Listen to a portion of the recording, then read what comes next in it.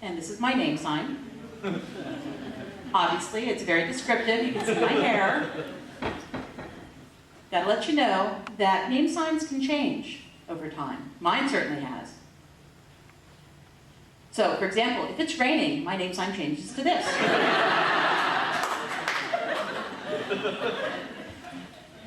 If I get a convertible and I'm cruising down the road, my name changes to this. And I'm from Florida. So if a hurricane's coming, then my name sign turns to this. Hey, it's all right. I'm good. Thanks for surfing. I'll let you know that my first name sign was not that. My very first name sign came from a deaf person that I met. And you know how it is when you meet deaf people, that check you out, see what your personality is. And the deaf person who saw me, this is what he saw.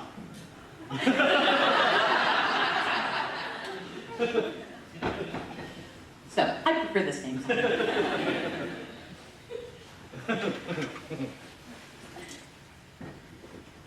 I remember the very first day I went into ASL class. There were all these hearing people talking away. Hey, how come you're taking the class? I just think ASL is such a beautiful language. The hands are just like blowing in the wind, fluttering around. Right. Okay. So how about you? Why are you taking ASL? I want to help those poor deaf people. Right. Yeah, deaf people can't help themselves, right? You need to help them. Okay, right. So somebody asked me, well, why are you taking the class? And I said, hey, I'm here for the girls. Come on, right? How many male students are there here that are taking ASL? There's a few of you, right? Very few. One, and surrounded by a sea of girls, right? Score. I know. So I remember the teacher came into the room, and when hearing students are there, we tend to say, "Good morning, teacher." And he went like this, all those flapping lips.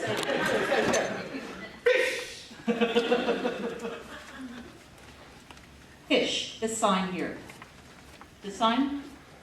For a long time, I thought that it was a deaf idiom. About a year ago, I was interpreting for a deaf student in a college class, and the student was taking a test. And I was sitting there, "You need me?" The student's like, "No." "Now?" "No, it's just a test." Okay, I'm finished. Okay, good. So I went up to the teacher's desk with the student, and the teacher asked, "So, what's up with your test?" And the student said, "My test, fish. This sign." So, you know how to... I finished that test! I finished that test! Woo! Woo!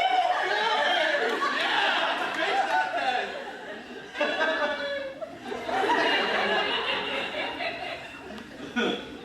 And the deaf student looked at me and was lip reading what I said. And he said, "No, I didn't say that.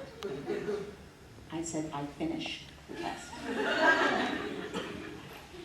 Deaf people, please, finish your words.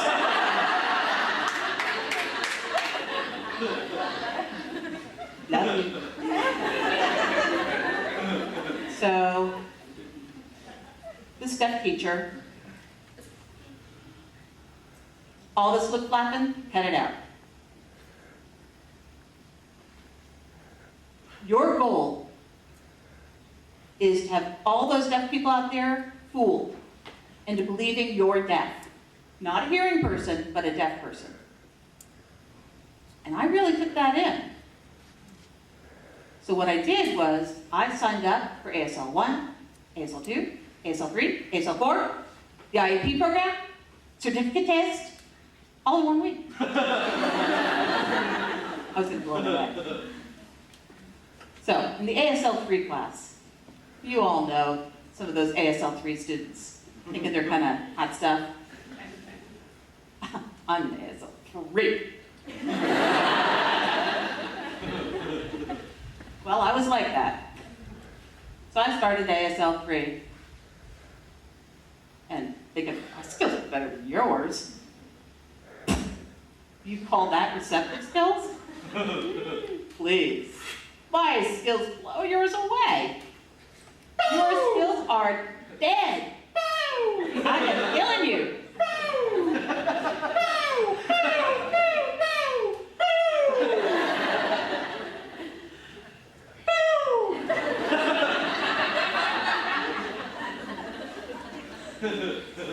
So then the deaf teacher comes in and says, hey, what happened? Where are all these dead people in my class?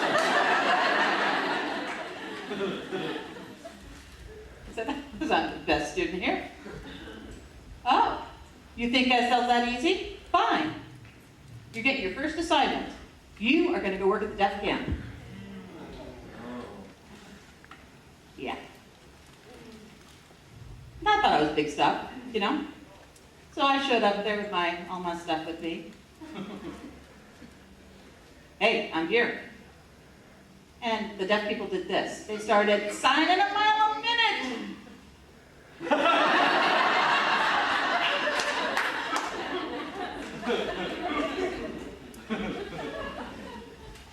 This one deaf person looked like the boss. So I went up and said, excuse me.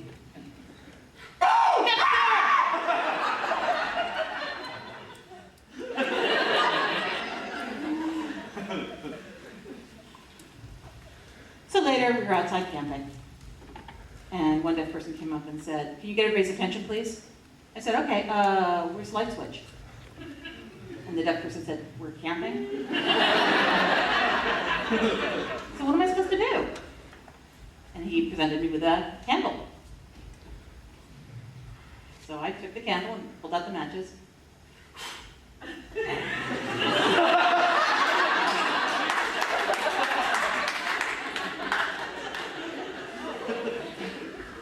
Work. That people looked at me. Like, what? What?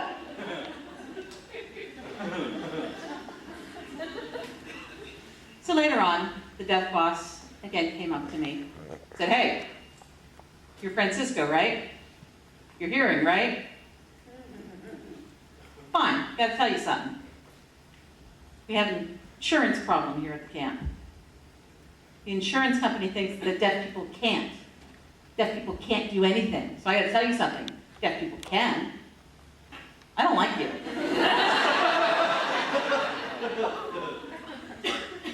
But I gotta let you know something. The insurance says that I gotta have one hearing person in each cabin. You're the only hearing guy. So, you have cabin duty every night. So, the very first night in the cabin, you know, it was kids, deaf elementary school kids. So, no big deal. I said, okay, everybody go to bed. It's time to go to bed. And you know how it is, the cabins with all the little the little beds all set up the cots. So, lights were out. And I tucked myself in. I was like, oh, all these deaf people. Finally, no deaf people bugging me. Just me and the sheep. Jumping over that fence. And I was happy. And all of a sudden, one sheep looked at me. Said, hey.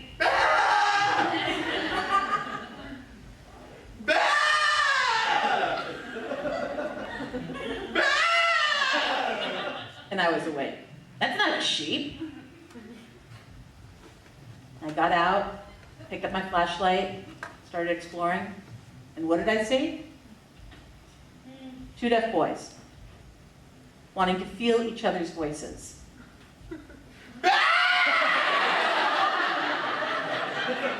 Okay, your turn, your turn, your turn. Cool. My flashlight popped and I said, what are you doing? Sorry.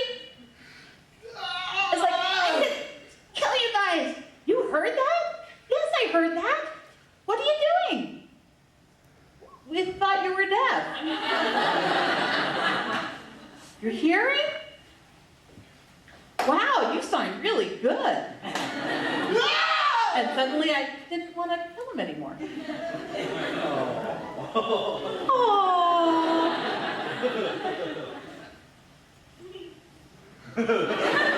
Oh, they think I'm dead. Okay, kids. Good night. And go to bed.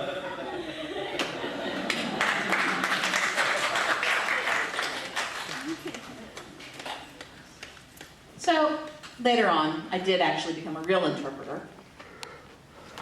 And I fell in love with a coda. Oh, coda's in the house, huh?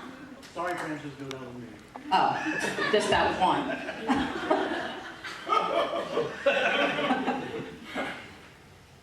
So I fell in love with this coda, who's now my wife.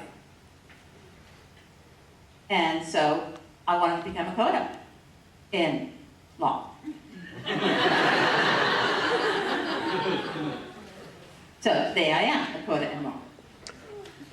But back then, I was a bad boy. And my wife, her father's a preacher. And I knew I was going to have to go to church. So we finally worked it out that we were going to go to church together. We agreed on the time and all that. Pulled up in front of her house. My wife came running out and said, go, go, go, go, go. I was like, what? You're late. I said, I'm 30 minutes late. Right on time for death time. Come on, baby. I want to impress your parents.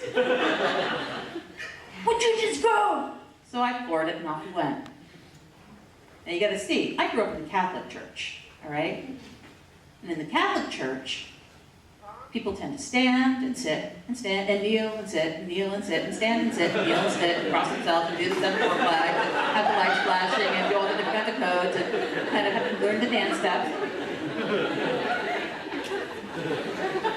Well, it's true. So, if you show up late in a Catholic church, what you do is, you hang out in back, near the doors, and you wait for people to be standing. And when everybody's standing, you go and run to where you're supposed to be. And you just hang out in the back rows. Right? And then you sit with everybody else and you're safe. Okay, well, this church was different. 2 of us walk in, open the doors, and all the hearing people are filling the pews. And the deaf people are where? Right in the front. And my father-in-law,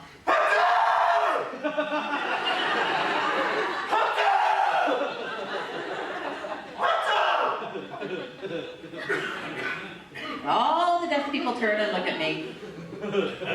Hi, do this little walk of shame. Hi, how are you? Yeah, I'm new here. Hi, how you doing?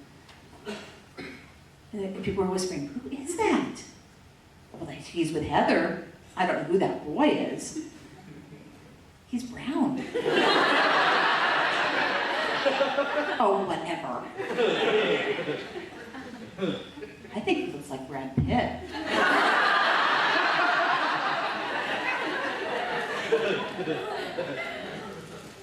So we walked up and got in the front, and my father-in-law said, hey, how you doing? And I said, your name is Jose, right? And hi, how are you?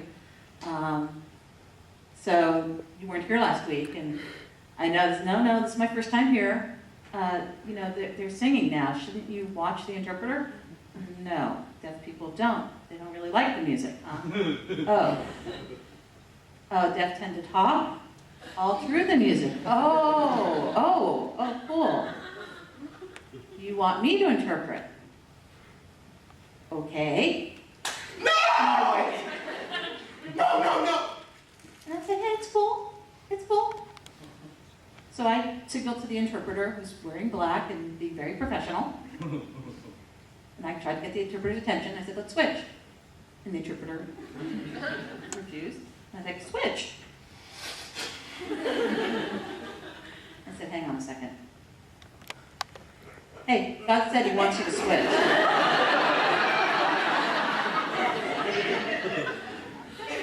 Fine. And so the interpreter came down and I went up. Now, normally I'd say that people are very, very curious. You know, hearing people tend to look at the interpreter because they'd never seen it before.